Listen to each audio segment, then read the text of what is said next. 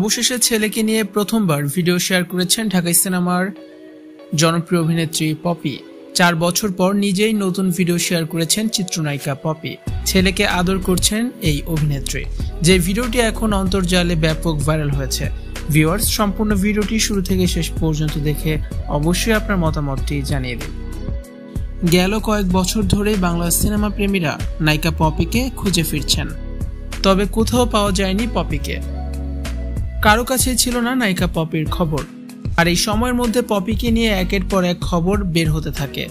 Poppy পুরান ঢাকার ব্যবসায়ী আদনানকে বিয়ে করেছেন, সংসারও করেছেন। তার একটি পুত্র সন্তানও আছে। খুব সুখে স্বামী সন্তানকে নিয়ে সংসার করছেন চিত্রনায়িকা পপি।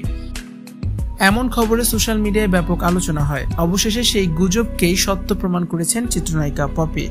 পপি দীর্ঘ 4 বছর পর তার সোশ্যাল হ্যান্ডেলে ছেলেকে নিয়ে 2টি ভিডিও প্রকাশ করেছেন। যে ভিডিওটিতে দেখা যায় ছেলেকে আদর করছেন এই চিত্রনায়িকা।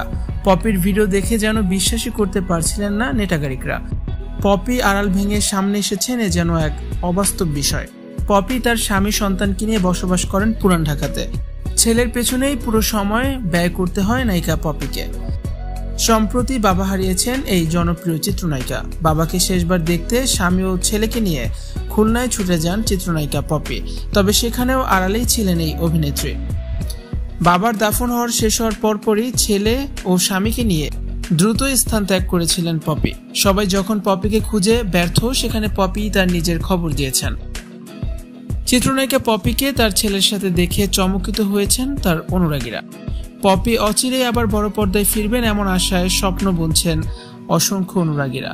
ভিউয়ার্স, চিত্রনায়িকা পপি ও তার ছেলেকে আপনাদের কাছে কেমন লাগলো জানিয়ে অবশ্যই কমেন্ট করে দিন।